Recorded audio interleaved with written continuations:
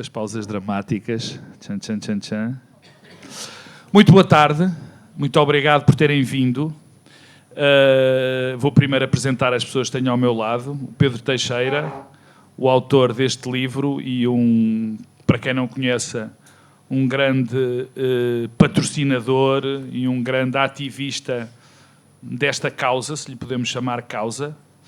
E a Maria Castelo Branco, que tem...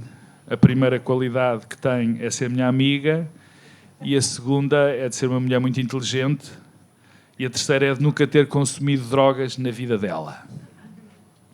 Coisa que para mim é muito estranho, porque as únicas drogas que nunca consumi são estas, as de que vimos falar.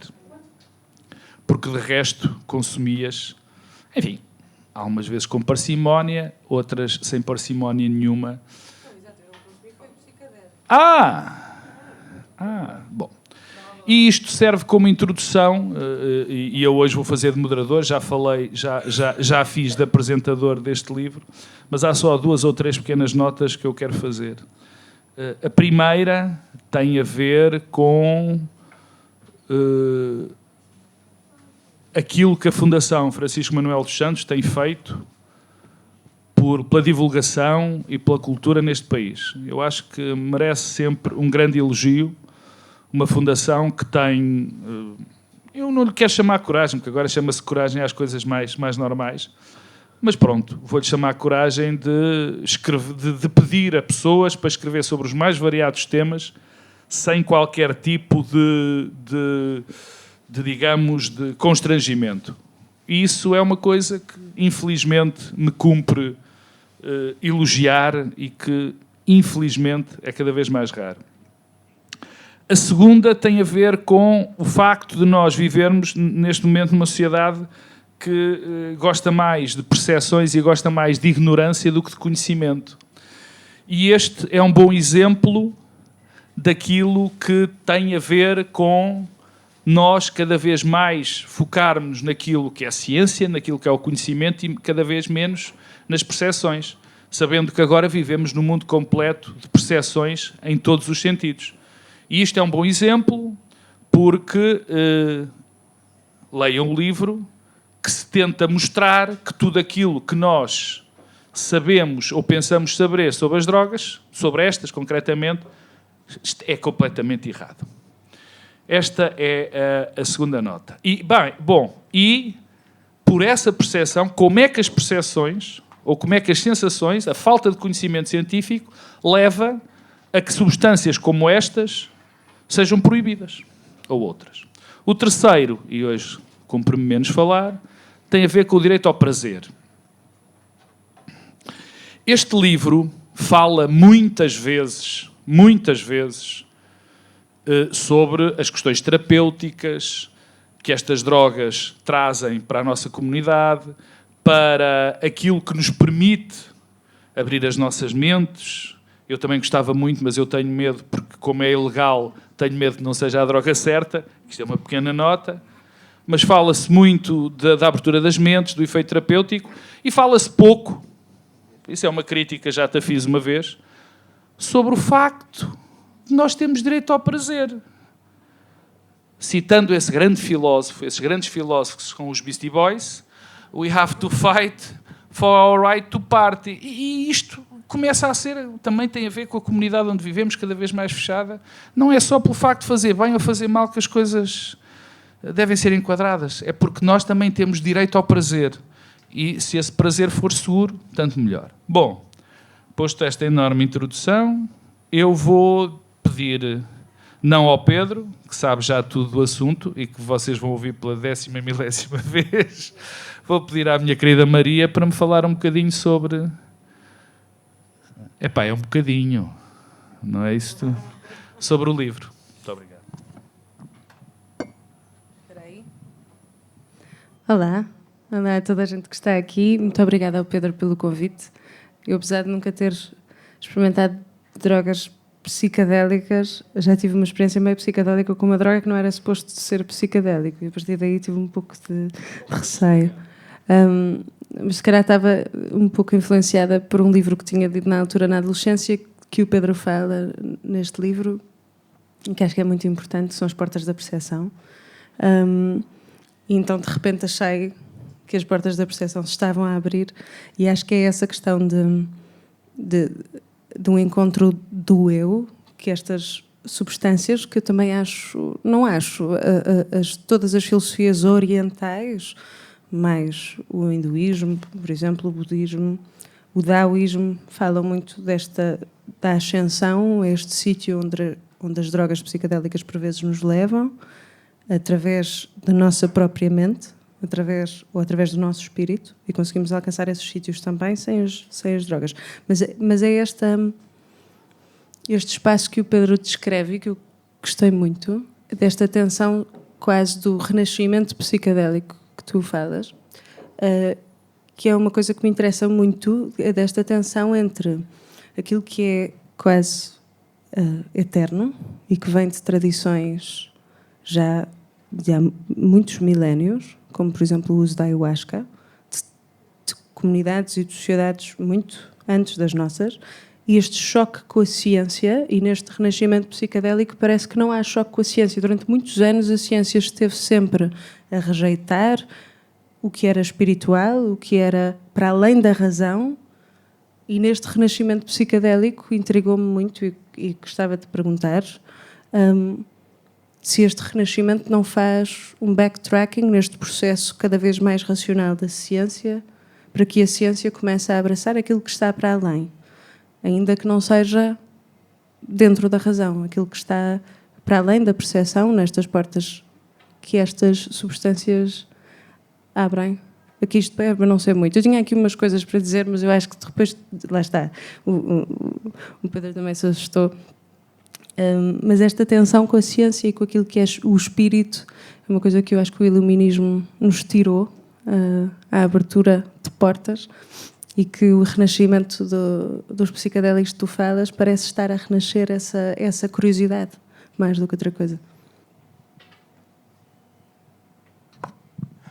Viva, boa tarde.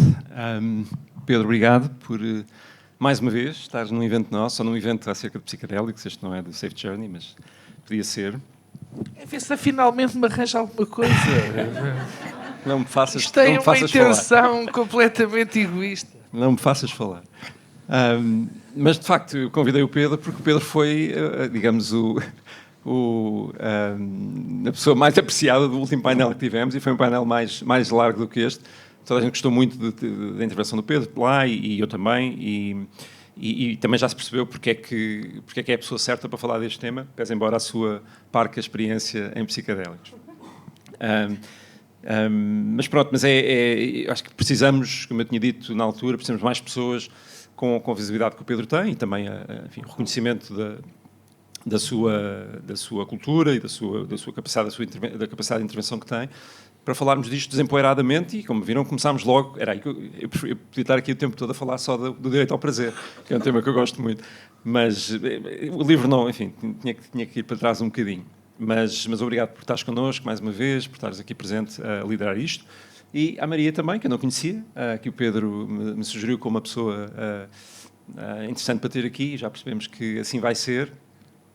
E por isso vamos conversar e tentar ser criativos acerca deste tema, que também é preciso. E obrigado à Fundação, está cá o António, está cá a Susana, muito obrigado por acaso, neste caso, até fui eu que propus o tema, mas foi rapidamente aceito. E eu fiquei muito contente por muitas razões. Primeiro porque conhecia as coleções, os ensaios, bem, a lista de autores antes de mim é demasiado ilustre sequer para eu aparecer a seguir, mas foi também por isso, porque é uma coleção reconhecida, porque devido até ao prestígio da Fundação, que se calhar não seria a primeira organização que nós pensaríamos em editar ou promover a reflexão sobre psicodélicos, mas foi realmente uma resposta positiva, e depois também por todo o apoio e a facilidade com que o processo decorreu, pese embora é difícil me escrever para a dimensão que estes ensaios têm, e para mim foi um exercício de contenção, e não consegui, depois sobraram coisas e tal, mas foi um bom hospedeiro, digamos assim. Atenção que o livro, vou interromper, atenção que o livro tem uma coisa que é muito útil e muito bem vista, que tem uns pequenos códigos no fim de cada capítulo para quem quiser alargar o conhecimento sobre aquilo que o Pedro descreve a cada momento. Sim. Quer dizer, que é uma maneira de transformar um livro de 500 páginas de um de 60 ou 70. É, que o livro já estava com um terço a mais do que aquilo que podia ter, e por acaso, não foi por acaso, houve uma pessoa que mostrou um livro, acho que um dos anteriores da coleção, um primeiro que tinha, e eu achei aquilo incrível. E como é que não tínhamos pensado antes, não é? É mesmo um bom recurso. E também obrigado aos meus amigos que estão aqui. Alguns deles já estão fartos de me ver, fartos de me ouvir, e mesmo assim decidiram vir e estar connosco mais uma vez. Então, começamos logo pela transcendência. Eu percebo, aliás, em parte, esse processo, pelo facto de mais de nós estarmos interessados no tema e estarmos interessados no tema na primeira pessoa, e por isso eu tenho tanto interesse, e às vezes acusam-me de fomentar o uso e de promover o uso, né? Fazer apelos ao uso. Eu não faço apelos ao uso, mas estou muito interessado em que as pessoas percebam o que isto é e, se assim decidirem, conseguirem, em condições, fazer o seu próprio caminho, que pode incluir as suas próprias experiências ou não. Isso é um direito, só que só podemos ter esse direito e essa liberdade quando estamos informados. Quando não estamos, o direito não está lá porque o medo impera. E por isso, na medida em que as pessoas comecem, digamos, esse caminho, quem quiser e tenha as suas experiências, muito rapidamente o contacto com realidades que são difíceis de compreender mesmo individualmente e também para a ciência, está lá, acontece. Porque eu já me foi perguntado se eu tive uma experiência mística alguma vez, já tive algumas experiências psicodélicas, há mais do que algumas, talvez, em 5 ou 6 anos, e de facto nunca tive uma experiência mística, nunca tive um contacto com uma realidade transpessoal, transcendental. Tenho pena, gostava, mas de facto não me aconteceu, e é comum as pessoas não terem, mas também acontece que as pessoas de facto têm contacto com realidades que não são materiais, que não são explicáveis, que não são assim pela lógica normal. E nesse sentido, a conversa acontece. Não é? As pessoas, pelas suas próprias transformações, acabam por trazer a conversa para os seus cheios, para os seus grupos, para as suas comunidades. E o tema, dentro dos psicodélicos, o tema do misticismo está presente desde o início. E não é nada de novo. O que eu acho que é interessante neste renascimento é mais pessoas poderem colocar-se a si próprias essas questões na medida em que as experiências as levam para sítios novos dessa natureza. Além da lei, desculpa interromper, sim, mas isto é suposto, além da lei, porque é bom que se diga, porque não é legal a venda, não é? Da maior parte, ou de quase todas as drogas que aqui estão, pelo menos há uma que eu penso que já não, mas além da lei, qual é o que tu achas, Maria, e depois Pedro, que impede que mais pessoas utilizem ou que haja esta sensação de que estamos num território proibido? Pois, mas é que é isso. Eu acho que a própria lei, ou seja, não é proibição, mas há uma despenalização do consumo. O que quer dizer que se tu fores apanhado, eu já fui com cannabis, tens que ir ao psicólogo no dia a seguir, ou se eles marcam-te uma consulta de psicólogo e pagas uma sanção, uma multa de 40 euros, que era uma coisa que me chateou no Festival de Músicas do Mundo, tive que fazer, e os polícias são muito pouco simpáticos quando te apanham com essas substâncias. Portanto, apesar de estar despenalizado e Portugal ter sido um exemplo lá fora, e continua a ser, a lei, o facto da lei não te permitir ainda seres levado para o psicólogo, etc., cria uma espécie de preconceito social. Isto naquela visão de que a lei está à frente da sociedade, às vezes, no progresso para aceitar ou não certas práticas. Mas eu acho que tem que ver, eu acho que a tua questão é interessante, porque eu acho que tem que ver com outra coisa. Por isso é que estava aqui a falar do iluminismo, isto posso estar a puxar demasiado para uma área que eu estou mais à vontade, que é a filosofia, mas acho mesmo que tem que ver com esta aversão que nós temos desde o século XVIII, mais ou menos, e começa a florescer a tudo o que é para além da razão mesmo. Nós enquanto sociedade, quando Deus morre, começamos a tentar construir significados e significâncias próprias dentro da sociedade na razão. E começamos a ancorar isto no mundo ocidental, começamos a ancorar tudo na razão daí que depois haja pessoas, teóricos políticos, a dizer que depois nascem estes movimentos totalitários, porque dão um sentido de razão às pessoas, porque as pessoas perdem estas âncoras místicas, religiosas, sentido de vida para além do mundo físico, material. E acho que essa transformação na sociedade faz com que hoje em dia uma coisa que seria, por exemplo, na Idade Média super normal, seja vista como uma coisa meio spooky de uma pessoa que está meio cucu, tipo, sei lá, uma pessoa que viu, uma pessoa que diga, eu consigo falar com espíritos através de, ou falar com a minha avó que está no céu, imagine-se, através do uso de psicodélicos ou não, ou através da meditação ou o que seja. Hoje em dia, em sociedade, isso é um tabu brutal. Tu falaste sobre isso. Nos anos 60, por exemplo, e fala-se disso, houve uma espécie de um movimento, não é? Liderado por várias pessoas, por vários intelectuais marginais, digamos assim, e até ligado à música, e depois voltou a haver uma regressão. Porquê? Porque houve a associação forçada, artificial, de uma agenda política nos anos 70, no início, no final dos anos 60, início dos anos 70, desse senhor, e da sua administração, houve, por razões políticas... Olha que há pior agora, não? É uma conversa interessante, até porque os psicodélicos a coisa está meio confusa, se calhar há pessoas que acham que até vai ficar melhor, mas não sei, é outra discussão. Dá a volta, não é? Mas pronto, no fundo foi isso, foi uma estratégia política, uma oportunidade política que surgiu de associar grupos que se pretendia marginalizar, que se pretendia oprimir, ao consumo de substâncias, várias, e com essa associação foi legítimo prendê-los, ou afastá-los, ou tirar-lhes a voz, ao dizer que eles são não os posso prender por razões políticas, posso prendê-los ou posso abafá-los por razões de costumes. Não é? E de práticas perigosas, supostamente. E, portanto, os perigos foram exagerados, os perigos foram propalados em campanhas que hoje se sabe serem perfeitamente premeditadas, falsas e premeditadas. Pronto, e depois nunca se resolveu esse problema. Depois, digamos, internacionalmente, a lei acompanhou os Estados Unidos na proibição de uma série de drogas, incluindo estas, nos anos 70, e a partir daí o assunto morreu, praticamente. O financiamento foi cortado à investigação também, portanto, o assunto morreu. Depois... Quer dizer, depois houve, os países têm percursos diferentes, mas houve também outros processos culturais que causaram algum pânico, algum receio. Em Portugal, nos anos 90, viveu-se isso também. Normalmente associados a um ou dois tipos de drogas particulares, não psicodélicas, a heroína em primeiro lugar. E isso foi, enfim, não correu muito bem na altura e no fundo, reforçou ainda mais o medo que as pessoas já tinham gerado. Porque houve a mistura... Porque a comunidade olhou para as drogas psicodélicas como olha para a heroína ou para a cocaína, será? Não, é que eu muitas vezes tenho esse sentimento, não. Tenho muitas vezes nas conversas, sim, claro. Tu sabes isso provavelmente melhor do que eu, como estás dentro de uma comunidade, se calhar menos, há uma tendência para misturar as duas, para tudo mesmo. Isso começou nessa altura, nos anos 70, as drogas foram todas proibidas.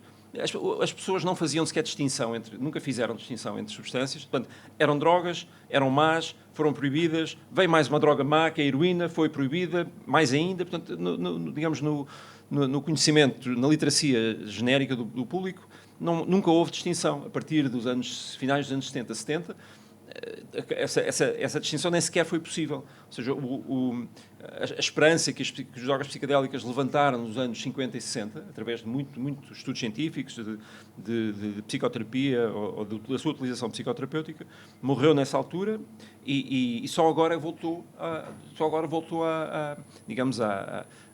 voltámos a olhar novamente para isso. E é apenas uma razão económica que faz com que, neste momento, a força da legalização, até para fins recreativos, da cannabis, enfim, e a cannabis tem efeitos prejudiciais muito mais conhecidos do que as drogas psicodélicas, é só a questão económica, que me parece muito relevante, que leva a que a cannabis esteja a ser legalizada quase em todo o mundo e as drogas psicodélicas continuem numa espécie de um limbo? São vários fatores. A cannabis tem um perfil de utilização muito mais difundido do que qualquer outra substância. Portanto, e aí o que tu tens o que não tens hoje em dia nos psicodélicos tens tens, digamos, uma massa crítica de pessoas interessadas em que esse processo avança, porque temos 20 ou 30% da população, conforme os países, que já consumiram ou consomem cannabis. Isso dá, digamos, à agenda política uma legitimidade que estas substâncias não têm. Tu tens hoje em dia 1% de consumidores de LSD, por exemplo, ou menos até. Portanto, essa é a barreira principal a nível geral, a nível global, para além de que estas leis são difíceis de mudar. Enfim, há questões conjunturais do sistema legal internacional, ou seja, mudar resoluções, convenções internacionais que penalizam as drogas é muito difícil, é muito mais difícil acrescentar do que tirar de lá, ou seja, uma vez estando lá, é muito difícil que elas saiam. Mas, de qualquer maneira, pela minha perspectiva atual, e também por isso o Safe Journey tem razão de existir, enquanto nós não tivermos mais pessoas como as que estão aqui interessadas em que este tema faça parte de uma agenda qualquer, de um partido qualquer, de uma iniciativa qualquer, as coisas não vão mudar, porque a palavra droga queima, não é? Eu queria ter aqui, tentei convidar para aqui um líder de um partido político português que se calhar não tinha agenda, se calhar, enfim, não sei porque é que não pôde estar aqui, mas quando eu pensei... Queima. Porque queima. Olha, basicamente é isso, não é? Maria, diz-me uma coisa, e porquê é que tu nunca tomaste LSD?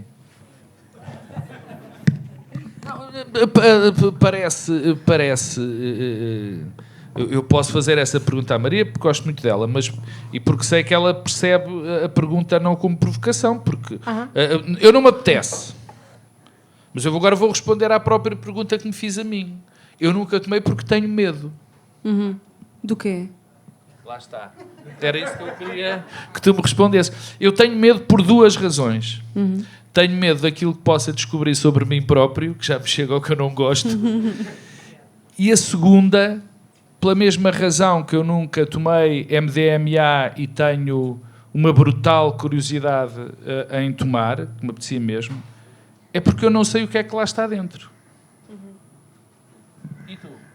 Não, eu não sei o que é que lá está para dentro na perspectiva que tu analisas no livro, porque o livro tem uma parte que eu acho muito interessante, pedagógica, é uma das partes muito boas do livro, que é esta droga dura, você se tomar esta droga está sobre o seu efeito durante X horas, vai ter este efeito, mas o que eu sei sobre aquela droga é que se aquela droga for a mesma que eu tomar, porque alguns das que aqui estão, se calhar ninguém, já tomou com a certeza outros tipos de droga.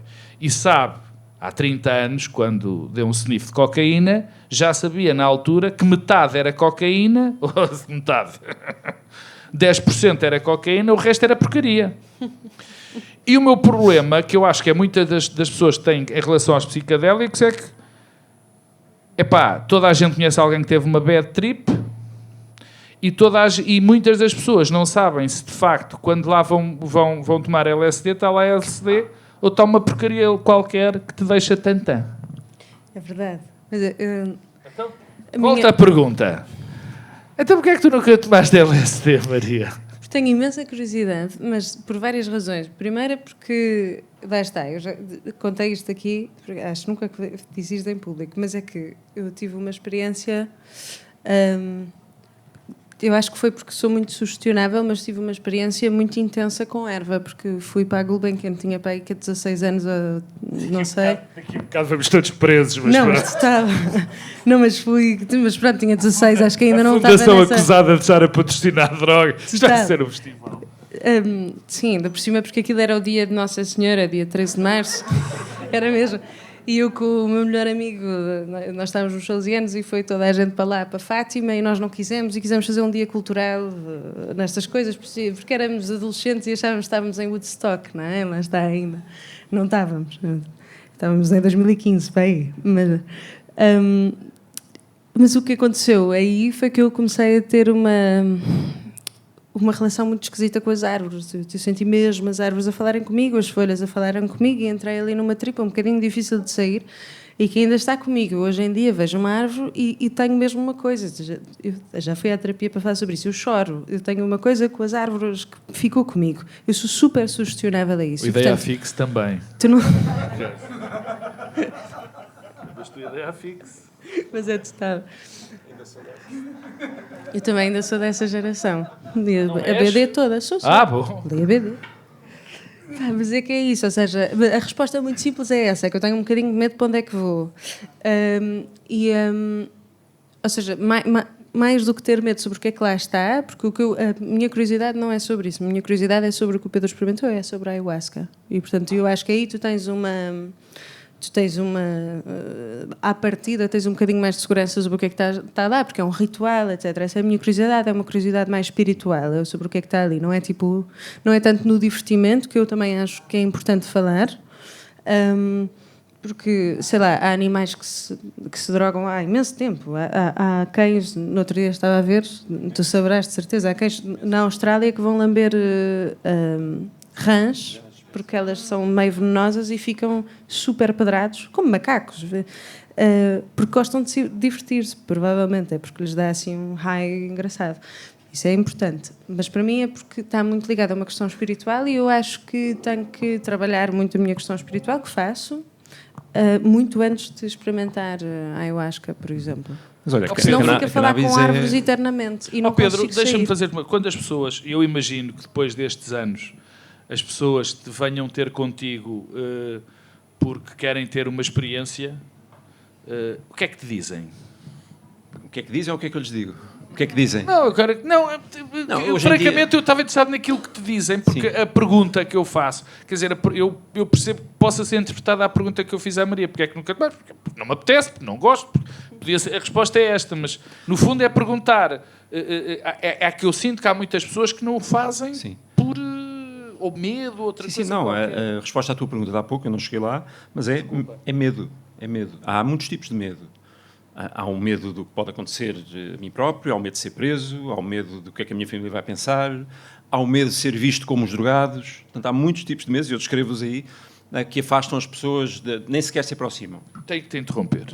Há uma parte do livro, não sei se todos leram, espero que são, mas se calhar vão-se lembrar, onde o Pedro faz algo que, assim, um bocadinho, que quem lê muito, como algumas pessoas sabem, quando uma pessoa escreve uma coisa a medo, tipo, está a escrever muito depressa e depois passou. Porque a dada altura, o Pedro diz, bom, eu até acho que as pessoas à volta, enfim, na mesa de Natal, na ceia de Natal, em vez de beber vinho, deviam tomar LSD.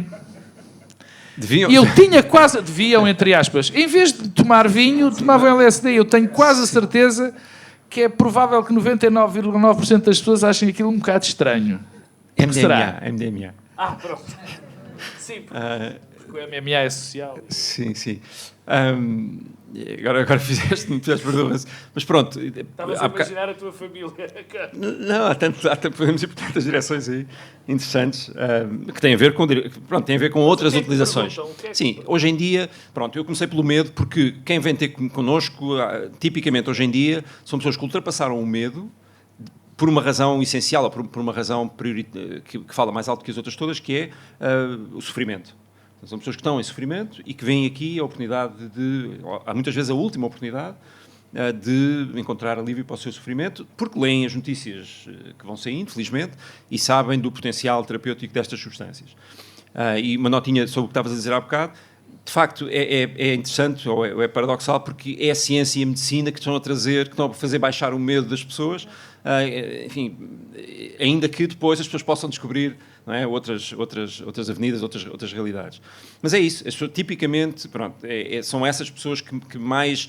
Porque também é preciso alguma coragem para escrever, para aparecer, para dizer eu gostava mesmo de... Claro que eu depois conheço um conjunto de outras pessoas que não são anónimas, que são pessoas que fazem parte de grupos de pessoas conhecidas, que têm um conjunto de outras motivações, que já ultrapassaram o medo, ou que, nesses casos, eu acho que é a curiosidade que fala mais alto. Foi o meu caso. A curiosidade falou mesmo mais alto e eu depois senti que tinha a segurança suficiente para dar os primeiros passos, mas que, por uma razão ou por outra, estão mesmo curiosas e muitas delas porque se querem divertir, mas querem se divertir de uma maneira diferente. Isto é muito interessante. Querem se divertir... o exemplo mais interessante que eu te posso dar, e é muito fácil de perceber, são as pessoas que, se calhar como tu, ou como... Não, tu talvez não, pelo que disseste, mas pessoas que, em festa, há 10 ou 15 anos ou 20 anos, experimentaram ecstasy, que é MDMA, e continuaram a usar, e usam até hoje, ou usaram até há pouco tempo, e de repente consomem a mesma substância num contexto diferente, num contexto mais confortável, num contexto com pessoas que conhecem, num contexto com pessoas de quem são próximas, e julgam que estão a tomar outra droga. porque o tipo de experiência que tem não tem nada a ver, sendo a mesma droga, não tem nada a ver com aquele. Isto para dizer o quê? Que hoje em dia nós estamos perante o aumento de outros tipos de consumos, que estão ali, não são recreativos no sentido da maneira como nós, normalmente, a loucura do hedonismo, mas é um hedonismo, eu não tenho nada contra o hedonismo, pelo contrário, mas é um hedonismo que não explora a fundo a potencialidade destas substâncias. No fundo, acho que é isso. E as pessoas e depois misturam, e depois não sabem o que é que estão a tomar, e depois põem o dedo e tomam demais, e depois, pronto, é uma confusão. E é uma confusão que não permite que as pessoas se divirtam de uma forma mais inteligente. Nem é consciente, é inteligente, sabedora, sabendo o que é que estão a tomar, sabendo o que é que não devem fazer, sabendo quais são os contextos onde devem tomar e onde não devem. Isso dá aso, e tem dado, e as pessoas, e hoje em dia eu vejo isso à minha volta, participo nisso também regularmente, de formas de consumir, não só MDMA, também LSD, enfim, mas de uma forma adulta, sabes? De uma forma... Eu desculpa interromper-te, aliás, já penso que tinhas acabado. Eu ando um bocado obcecado, andei esta semana com um artigo extraordinário que li na Atlantic, que é o Anti-Social Century, onde se fala, enfim, dos efeitos das pessoas agora estarem muito sozinhas e os efeitos que isso tem a nível político, a nível económico, a nível da personalidade, a nível do desenvolvimento humano e tudo mais. E não são algumas, ou a maioria destas drogas, potenciadoras de isolacionismo, digamos assim, pelo pessoal? Contrário, não? Pelo contrário. Estas drogas sempre foram usadas em comunidade, sempre foram usadas em grupo, sempre, desde os primórdios, desde as utilizações. Nós olhamos para o LSD e parece que é uma pessoa que está ali não, a tripar. Nada. Aliás, basta olhares para o Woodstock e para o que se passava ali. Não é? As pessoas estavam em comunhão.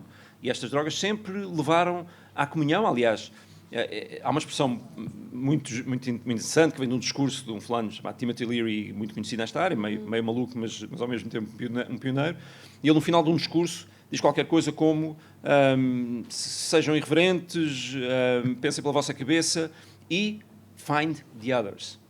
Encontrem os outros. Esta expressão pode ser, tem muitos significados e tornou-se assim mais ou menos mítica dentro dos psicadélicos, porque a mensagem que muitas vezes que as pessoas sentem, digamos, o impulso que estes consumos acabam por trazer para muitas pessoas, é mesmo de encontrar outros e partilhar essa experiência com outros.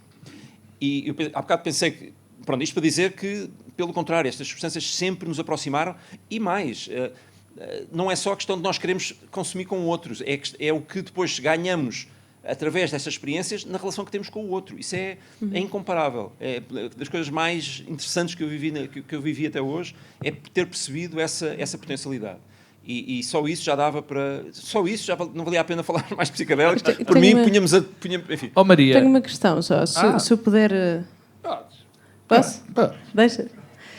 Que é sobre isso, precisamente, por acaso. Porque ia dizer, e depois tu falaste do artigo, que é super interessante e que eu acho que se reflete ainda mais na minha geração. Isto é, naquela passagem Millennial, Gen Z, por aí, que é uma geração que todos os estudos apontam, aparentemente, que... para o facto de ser uma geração... Eu acho que nós estamos num momento Woodstock, mas acho que estamos num momento Woodstock ao contrário. Isto é, a minha geração, o que eu vejo, e os estudos demonstram, é que é uma geração cada vez mais afastada Faz um do consumo Woodstock de drogas. sozinhos em casa, não é?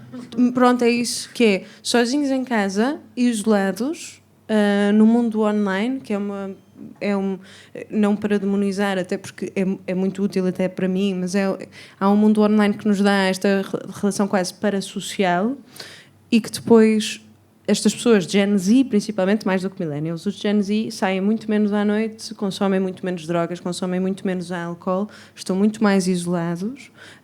E era para Tem perguntar... menos sexo. Também. Tem muito menos relações humanas. Mas nisso, no consumo de drogas, era para te perguntar, Pedro, se tu tens essa... Porque falavas de pessoas que há 15, 20 anos, por exemplo, estiveram numa festa. Eu vou fazer 26 anos agora. Portanto, eu estou nessa fase em que, se calhar tu falas, mas as pessoas que eu conheço à minha volta, com a minha idade... Eu também, os meus amigos, não vamos a festas. Quer dizer, vamos muito pontualmente, não é uma coisa... Eu vejo mais pessoas, às vezes, no incógnito da vossa idade do que pessoas da minha idade, nunca vejo. Ela está a olhar para mim porque eu sou sempre o mais velho, no incógnito, é gozar comigo. Está. Não és nada, não és mesmo, mas é que é essa a questão. As pessoas da minha idade já não fazem, é só para te perguntar se tu tens essa experiência também, ou seja, se é uma questão quase empírica minha, só de estar a tirar, ou de estar influenciada por estes estudos, ou se isso também está contigo, se te vês muito menos pessoas mais novas. Talvez, mas eu estou enviesado, eu sou mais ou menos da mesma geração, então eu estou enviesado pelas pessoas que... Mais ou menos o caraças, és mesmo. Sou mesmo? Não te queria dizer que idade é que tens, também não sei. Mas, pronto, e de facto, o que é que eu posso dar um outro... Como é que eu posso dizer isto? Se eu quisesse apontar uma média para as pessoas, uma média de idade para as pessoas que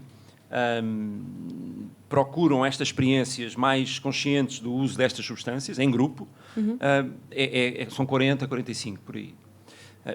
O que responde à tua questão indiretamente. E por isso acho que sim. E também não tenho tido, não sei se isto é bom ou mau, sinceramente, mas não tenho tido, de uma forma mais abrangente, da forma como eu olho para quem se vai aproximando desta área, não tenho indicação de que essa geração, a tua geração, esteja particularmente desperta para este tema que estamos aqui a falar. Não tenho mesmo. E talvez pela razão que tu dizes, porque não se juntam, porque não conversam, porque não experimentam, porque não... Pronto, já, se calhar, irreverência, não sei, ficou no post que puseram ontem, não é? Qualquer coisa assim.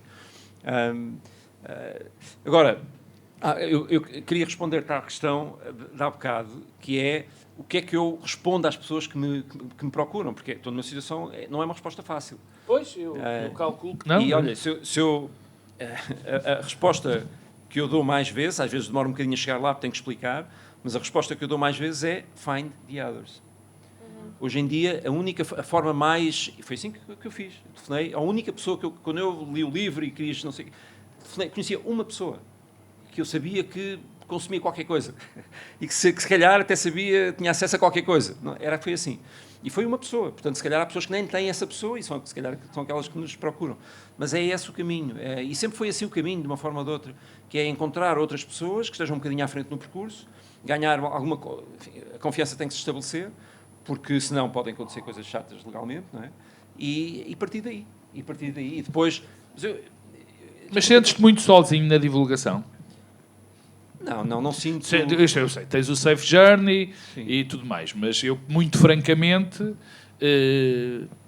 tirando-te a ti e o João Taborda da Gama, que tem escrito alguma coisa sobre isso, não só sobre isto, mas também, por exemplo, na cannabis, ele foi muito ativo em relação a isso, eu não vejo mais ninguém, e vejo, curiosamente, porque há muita gente na minha geração, aí sim, que toma MDMA, normalmente, e menos LSD, não sei porquê.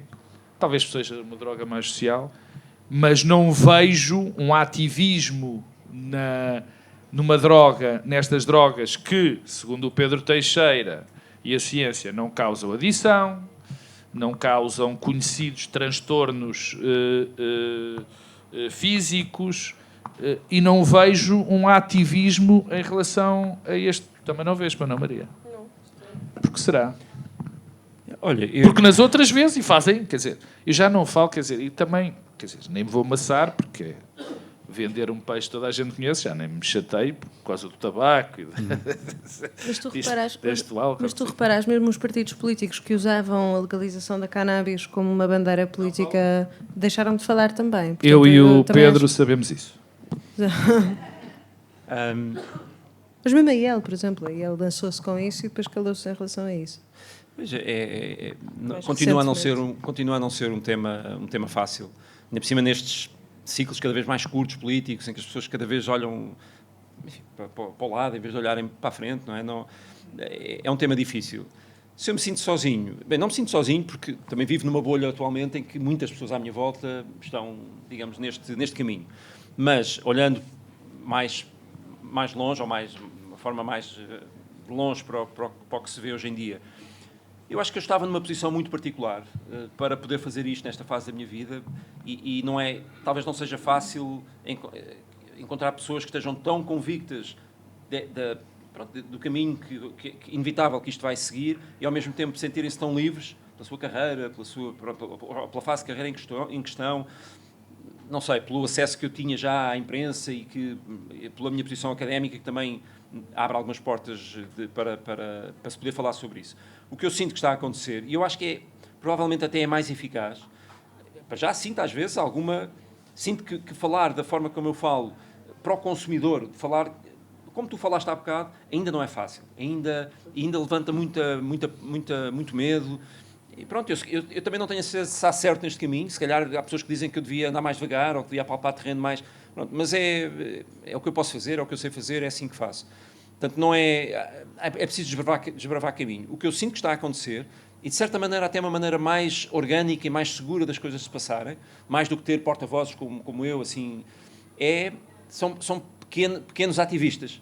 Ou seja, são grupos que se vão formando à minha volta e que às vezes depois já não sei o que é que está a acontecer, de amigos que depois criam os seus próprios grupos de amigos e que vão transmitindo este conhecimento, vão tendo as suas experiências, vão abrindo portas a terceiros e esta é uma forma bastante interessante de as coisas avançarem, porque é uma rede de confiança que se vai criando, não gera, digamos, transtorno social, as pessoas já só vão interagindo com pessoas, pronto, que já estão abertas para o assunto.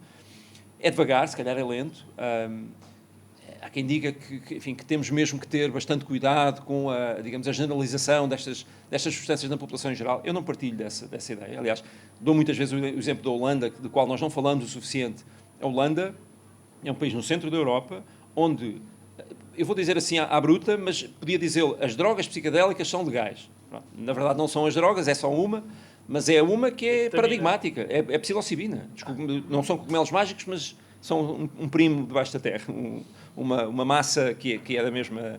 é o mesmo fungo, é a mesma constituição. A ketamina também aqui em Portugal, mas é por receita médica, sim, certo? A ketamina é toda uma outra conversa, de facto já é legal porque é um medicamento aprovado e está a ser usado off-label em alguns hospitais e clínicas, exclusivamente para condições específicas de saúde mental. É fantástico que isso possa acontecer, é fantástico que nós hoje já possamos ter pessoas que são tratadas, até pagas pelos nossos impostos no sistema público, para terem psicoterapias assistidas por ketamina, que são feitas de uma maneira o melhor possível do que se sabe no mundo. Aliás, as pessoas que estão à frente formaram-se nos sítios onde existe mais experiência para falar sobre isso, para ensinar sobre isso, e é importantíssimo que isso esteja a acontecer para a destigmatização, para podermos ter esse exemplo e haver pessoas que já podem falar do seu caso, serem tratadas com um psicodélico, com o apoio de um psiquiatra. Pronto, esse é o caminho médico com o qual eu não estou muito preocupado. Acho que é essencial, é uma componente essencial deste processo, por estas razões todas que estamos a falar. A mim o que me motiva, sinceramente, é todo o outro lado. E é o lado onde eu acho que vai crescer mais. O lado que tem mais potencial de crescimento, ou seja, onde nós vamos ter mais pessoas a querer saber, a precisar de informação, a precisar de acesso de uma forma ou de outra. Que lado é esse? É o lado da pessoa comum. É o lado da pessoa que não tem nenhuma doença mental. Somos nós, eventualmente. Eu estou assim na franja, mas se calhar também estás na franja, não sei, estamos todos na franja. Mas pronto. Mas é isso, são as pessoas que, não tendo uma condição diagnosticável de saúde mental, têm sofrimento, têm coisas que têm barreiras, têm bloqueios que querem ultrapassar, seja apenas conhecerem-se melhor, seja deixarem de fumar, seja lidarem com o luto que têm na família, seja lidarem com a mudança de um país para o outro ou a saída de casa dos filhos. Um conjunto de motivações que eu conheço bem. Mas sabes que isso me assusta um bocadinho na própria promoção da futura legalização. Porque muitas das vezes que eu ouço as pessoas, não tu, mas das pessoas mais ativistas, muitas vezes faz-me parecer aqueles tipos do Oeste que andavam com uma droga que resolvia todos os problemas. Sim, há esse risco. E eu sinto... Tu falas disso no livro também. E provavelmente eu faço, e pegando nisto, pergunto à Maria, que é de uma geração diferente da minha e que faz algo de importante, que é uma influenciadora. É verdade? É verdade. Tu também és influenciador. Está bem, isso também não me chateia nada. Mas duas coisas diferentes. A primeira é se faz sentido, se tu sentes no setor político alguma vontade de abordar isto, e a segunda, que tu há bocadinho afloraste o problema, não, a questão, mas não foste mais fundo, se isto é uma questão na tua geração, se isto é uma coisa que se fala, se isto se fala apenas porque, epá, já tripava, ou então, porque é que não se vai legalizar isto, percebes? Sim, acho que lá está, acho que as duas coisas estão ligadas, porque os partidos políticos vão responder à partida, ou vão tentar responder a ansiedades da população ou não, e depois há partidos que estão a perder o eleitorado jovem, nomeadamente, por exemplo, o Bloco de Esquerda, que está a perder completamente. Neste momento tem só pessoas de 30 e 40 anos, são a principal demografia do Bloco. Isso é novo, Maria, só não é para ti.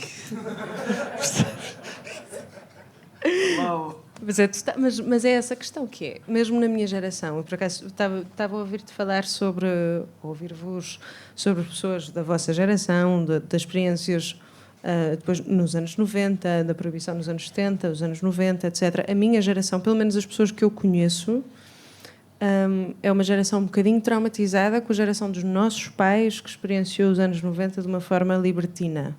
Ou seja, as pessoas que dentro dessas...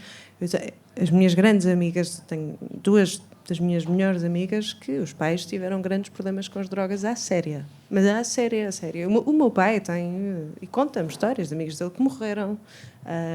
Como, não sei se vocês terão, as pessoas que estão aqui que são dessas... Os meus pais têm 50 e tal anos. Pronto, os meus pais têm 54, 55, por aí. Portanto, essa geração toda, e os pais das minhas amigas também, são 50, 60, por aí, é uma geração que traumatizou muito a minha geração em relação ao consumo de drogas em Portugal. E, portanto, eu não sei se isso está ligado, mas é uma conversa que se tem desde a adolescência, não é? Porque é uma coisa com que eu tinha que lidar. A minha melhor amiga na adolescência tinha o pai a ter constantemente ainda problemas muito graves com drogas e a ter psicoses, etc. Portanto, aquilo era uma coisa muito pesada. E misturam com estas, certo? Diz? E misturam com estas, porque isso é sempre uma questão porque Não, a minha geração sempre teve muitos problemas com drogas, mas não exatamente com estas, quer dizer... Não, mas acho que há outra questão em cima, que é o porquê disto... Mas é que o facto disto ter acontecido e de ter influenciado um processo de crescimento da minha geração faz com que... E não só isto. Eu acho que há um processo político cíclico geracional, que parece um bocado que estou a falar de motores da história, eu não gosto desta coisa de materialismo da história, eu não gosto, mas tu notas que há uma geração que é mais libertina e há outra geração que responde a tentar fechar grilhões. Isso notou-se imenso em Portugal, que é para não politizar demasiado, em Portugal no século XIX, os grandes republicanos, a monarquia, o fim da monarquia, que era uma coisa completamente de libertinagem, lá está, e ao contrário da Europa toda, nós depois, quando entramos no fim da Primeira República, nós começámos a querer rédeas. Isso nota-se muito nas pessoas que nascem no início do século XX, que são pessoas tendencialmente mais apologistas de uma ordem maior.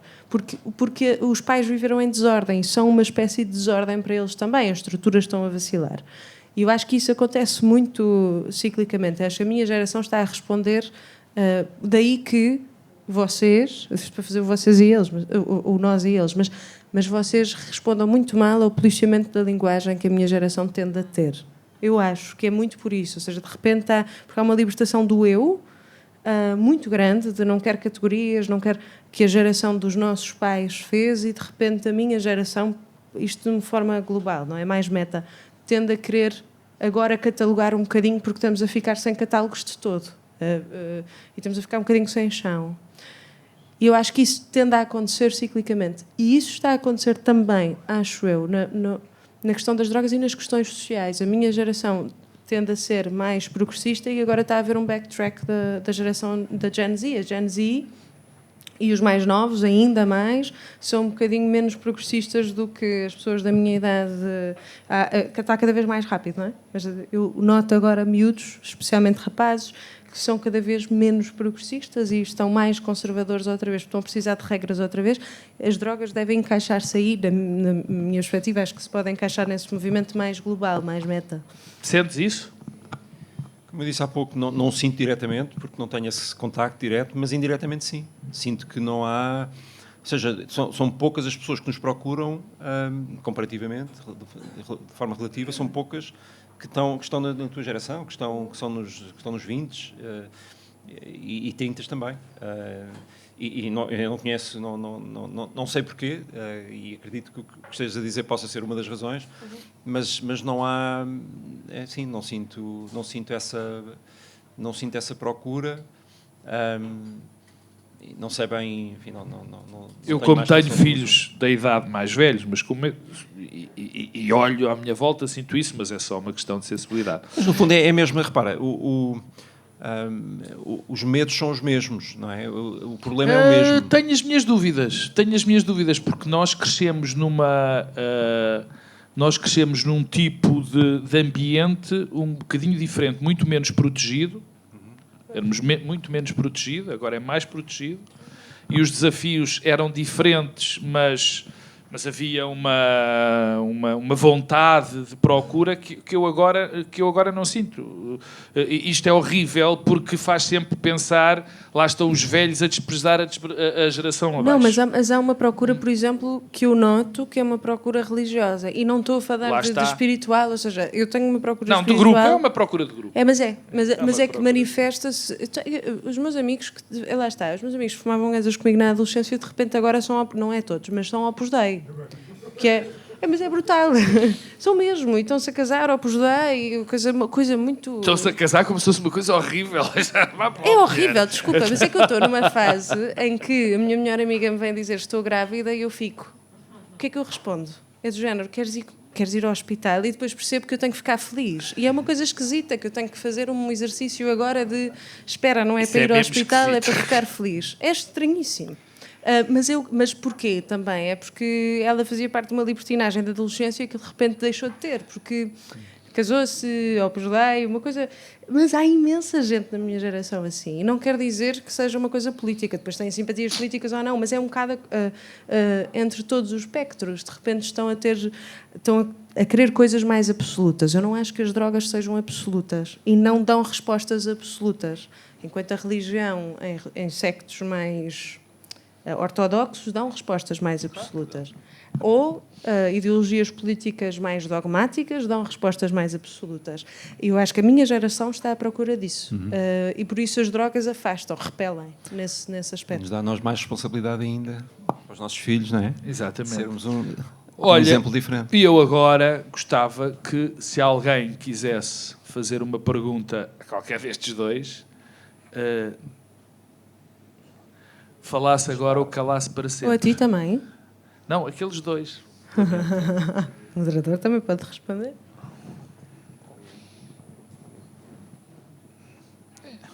Muito obrigado. Força. Muito boa tarde. Muito boa tarde. Eu queria fazer uma pergunta. A minha primeira pergunta seria para a Maria Castelo Branco, que falou sobre a questão filosófica dos psicadélicos, e uma das coisas que falou foi um certo receio a nível até filosófico da descoberta de algo novo. Eu pergunto se esse receio, inclusive, que se manifesta nos psicadélicos, não terá também a ver com o medo intrínseco da humanidade de enfrentar as questões existenciais, como, por exemplo, o sentido de responsabilidade e a autenticidade. Queria perguntar se não poderá também ser isso. Acho que tem a ver com o mistério. Desvendar o mistério é uma coisa muito estranha. Acho que mais do que a autenticidade, nesse sentido, sim, não é? Perceber quem é que eu sou. Acho que agora há uma cultura da autenticidade que me enerva um bocadinho. E depois, tipo, estou a ser autêntico, às vezes estão só a ser muito mal criados, mas estou a ser autêntico mas brutalmente honesto, não gosto. Mas até porque eu acho que nós estamos sempre em constante alteração. E há uma... eu gosto mesmo muito desta questão. A minha tese foi sobre o daoísmo, ou seja, sobre a interconexão entre o nada e somethingness que existe na leitura do Dao, e que foi completamente atingida pela filosofia ocidental, que deixámos, através da filosofia ocidental, isso deixou de existir, porque a filosofia ocidental, a metafísica, não existe uma constante alteração. E, portanto, depois dá origem a estas questões iluministas da razão, do absoluto. Mas eu acho que nós temos sempre um medo muito grande do mistério, que é o que faz com que tu tenhas algum... Eu, pelo menos, tenho algum receio de explorar o mistério, aquilo que está para lá do que eu conheço e do que eu vejo, até porque o mistério dá-te sentido à vida. E, portanto, eu tenho algum receio de explorar essa... Eu não sei se o Pedro também quererá responder essa pergunta, porque é uma pergunta muito interessante, até porque são duas perspectivas diferentes. Eu nunca o fiz, mas eu tenho algum medo de cruzar essa ponte, porque ofuscar completamente a parte do mistério é uma coisa um pouco perigosa que eu tenho medo que me leve ao absurdo.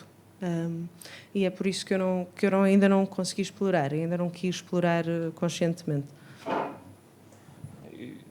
Só consigo responder com o que respondi há pouquinho, que é para as pessoas que dão o passo, seja por curiosidade for, essa questão vai se colocar mais tarde ou mais cedo e, portanto, vai se parar com isso, vai ter que encontrar as suas razões, as suas lógicas, as suas respostas. Mais do que isso já me ultrapassa. Não gastei filosofia a sério. Mais alguma? Eu penso que ele tinha outra questão, não é? Sim, tinha mais umas questões, se não se importar. Que é uma das questões que eu tinha era mais para o Pedro, que é o seguinte. A melhor de todas. O Pedro falou na questão da bad trip. E também com base nos estudos que fala sobre o LSD e a sua influência na depressão e da DMT, a bad trip não será algo que também, com a devida supervisão de um terapeuta qualificado, será necessária para algum tipo de pacientes, para haver uma confrontação? Depende do que é que chamamos bad trip. Normalmente o bad trip é associado a uma experiência má. Má no sentido em que depois da experiência nós continuamos a achá-la má e que preferíamos não a ter tido. A pergunta, penso que vai noutra direção, que é a importância das experiências serem mesmo desafiadoras, serem mesmo provocadoras no sentido das nossas questões e da nossa história de vida, etc. E aí sim a ciência diz-nos que há de facto uma relação, embora não seja causa e efeito sempre, mas há uma relação entre a intensidade da experiência e até o caráter místico da experiência e o seu potencial terapêutico, o que faz algum sentido, não é? Se nós pensarmos na forma como nós, ao longo da vida, vamos guardando, fechando, às vezes conscientemente, outras vezes não, no fundo vamos guardando as dores ou as experiências ou os traumas, como quisermos chamar, que estão depois que nos permitiriam um dia mais tarde, não é? Ou que teremos que olhar para eles um dia mais tarde. Isso dói, isso custa muitas vezes, ou é difícil, ou é muito estranho muitas vezes também, e por isso é que essas experiências podem ser mais transformadoras quanto mais fundo forem, um pouco assim, de forma simples. Não sei se posso colocar uma última pergunta, que é o seguinte.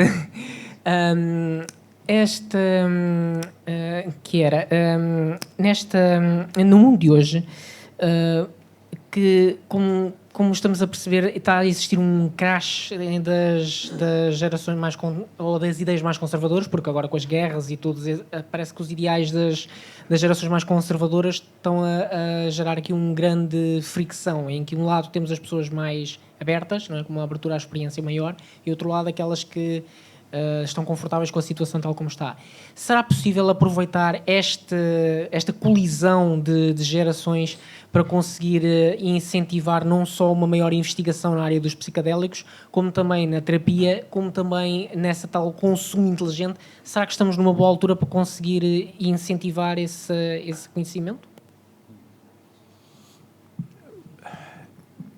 Eu não sei se percebi completamente a pergunta, mas o que me veio à mente foi o facto de aquele fenómeno que estávamos a falar há pouco, que é termos, se calhar não são conservadoras, são radicalmente liberais ou radicalmente pró-comércio ou pró-economia, digamos assim, e menos Estado, que, ou seja, são pessoas que estão, e nos Estados Unidos estamos a ver a ascensão dessas pessoas, até mesmo na nova equipa do Trump, que têm uma atitude favorável face a estas experiências e outras, porque, por várias razões, mas uma delas há de ser porque parece-lhes compatível com a grande liberdade, não é? Económica, liberdade individual, liberdade de iniciativa, etc. Parece-lhes compatível com isso. Esta é mais uma forma de liberdade.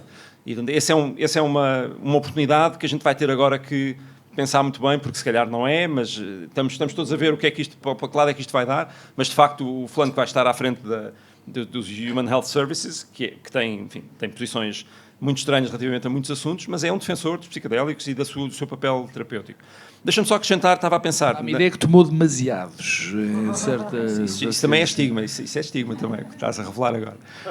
Se calhar misturou, pronto, é um bocadinho menos. Mas deixa-me responder, voltar só um bocadinho atrás, porque fiquei aqui a pensar que às vezes nós também temos esta impressão que as experiências só são transformadoras quando são dolorosas, profundas, no sentido terapêutico, biográfico, etc. Não é verdade. E isso vai ao encontro da tua primeira proposta, que é, nós vemos muitas vezes, desde o Boom Festival até encontros de amigos, até que muitas vezes as pessoas se transformam com experiências muito positivas, com experiências belas, com experiências emocionalmente muito gratificantes. Ou seja, muitas vezes vem do lado positivo da experiência a transformação, e isso é uma coisa que nós praticamente não falamos. Não só o direito à diversão, mas o direito também, ou podemos pensar que da diversão ou de experiências muito boas, muito bonitas, muito gratificantes, aí pode estar também aquilo que nos faltava.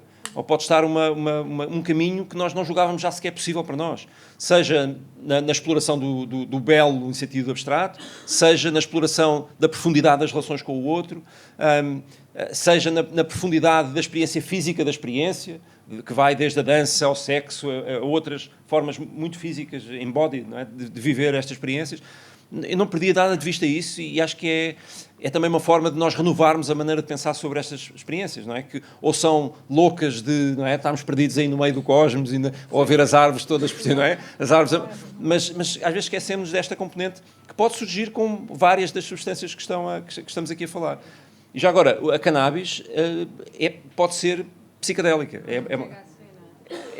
Em algumas pessoas, em alguns contextos, em algumas doses, em algumas estirpes, provoca também experiências psicodélicas. Aliás, a cannabis provoca tudo e o seu contrário. É muito Mais alguma? Força.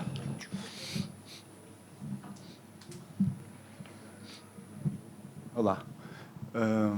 Uma informação no seguimento do que estava a dizer é que já há locais onde é possível experimentar o que está lá dentro. Hoje em dia já é possível saber se o LSD é LSD. Mas sabe qual é o problema disso? Perfeitamente é que muitas das vezes, para ser perfeitamente franco, também ninguém nos ouve, você vai sair à noite e há um tipo que diz, olha, eu tenho MDMA e está naquele sítio. E como não há nenhum laboratório ao pé... Mas aí já é da minha responsabilidade. Não é? Claro. A outra pergunta que eu queria fazer ao Pedro é se há relatos de alguém que tenha tomado LSD sem grandes misturas com muitas outras drogas e que tenha ido e que não tenha voltado. Porque eu acho que o maior medo, medo de grandes pessoas é delas próprias, é da cabeça delas, não é? Olha, vou responder assim, de certeza que há. E nós vamos, de vez em quando ouvimos relatos, embora nós nunca saibamos bem o que é que aconteceu realmente, não é? O que foi tomado, em condições, pronto, não sabemos. Mas de certeza que há. Da mesma forma que tu tens relatos de pessoas que foram fazer o que é que, sei lá, foram andar triciclo com os seus filhos e tropeçaram com uma ribanceira abaixo. A probabilidade, provavelmente, agora exagerei um bocadinho, mas a probabilidade provavelmente não é muito diferente. Onde é que eu quero chegar? Todas as atividades da nossa vida tens a oportunidade para um acidente onde não voltes. Seja não voltes a andar, seja não voltes, não é, a ver. Nós não conseguimos ainda medir muito bem, não temos estudos comparativos desta forma, mas são muito raros. Toda a gente concorda que... agora, vamos ver, são raros em sentido genérico. Quando tu olhas para o Boom Festival, tens 10 mil pessoas a consumir LSD da forma mais louca possível em 7 dias. É raro ver um caso desses, uma pessoa que se saiba. Eu conheço mais ou menos as estatísticas do que é que se passa por lá e não acontece assim. E de certeza que se acontecesse toda a gente sabia, porque é daquelas coisas que são imediatamente... Nem eles escondem, as estatísticas existem, Portanto, agora, a questão importante é nós percebermos o que é que seria preciso para nós baixarmos o risco da população que consome para níveis perfeitamente compatíveis com o resto das nossas atividades. Qualquer atividade que tu tenhas, não é? E eu estava a pensar nos melhores exemplos, mas não há assim não há ótimos exemplos, mas alguém vai conduzir, não é? Alguém quer conduzir. Tens que aprender a conduzir. Alguém quer andar de moto, tens que saber que tens que pôr o capacete, vais fazer ski, tens que aprender o básico para não ires, não é, pela ribanceira abaixo. Estas coisas que são tão comuns nas outras atividades da nossa vida não estão presentes ainda porque nós não falamos o suficiente. E o que eu digo, e é convicção, embora isto não seja um resultado, não há nenhum estudo científico que o prove, é que aquilo que nós precisaríamos de saber em comunidade, em sociedade, para baixar o risco da toma de um psicadélico destes que estamos aqui a falar, para níveis perfeitamente compatíveis com a nossa vida normal, níveis de risco que nós aceitamos para as outras atividades todas da nossa vida, genericamente, é baixo. Não é muito complicado. É meia hora de conversa, sabes? Para alguém perceber o mínimo para isso não acontecer. Quer dizer, para isso não acontecer. Para muitas coisas que podem acontecer numa experiência não acontecerem. A que tu estás a referir em particular, provavelmente os casos que aconteceram são pessoas que já têm condições pré-existentes e que não foram diagnosticados a tempo e que não foram ou que consumiram em péssimas condições.